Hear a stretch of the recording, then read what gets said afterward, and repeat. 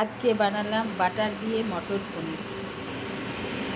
Butter দিয়ে দিলাম, 1 চিমটে লবণ দিয়ে দিলাম। পনিরগুলো হালকা হালকা করে ভেজে তুলে রাখা, পনিরগুলো এই যে হালকা করে ভেজে তুলে রাখা। আবার এই যে বাটার দিয়ে দিচ্ছি, এই মটর চিনিগুলো দিয়ে দিলাম।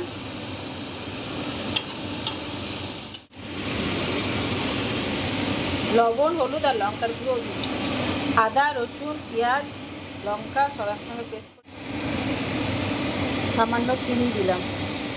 এবার এটাকে কষানো হবে যতক্ষণ না আদা রসুনের সেন্টটা যায়।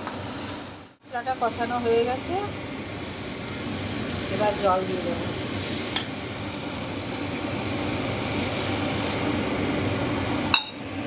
এবার এই পনিরগুলো দিয়ে দিলাম, ধনে পাতাগুলো দিয়ে দিলাম।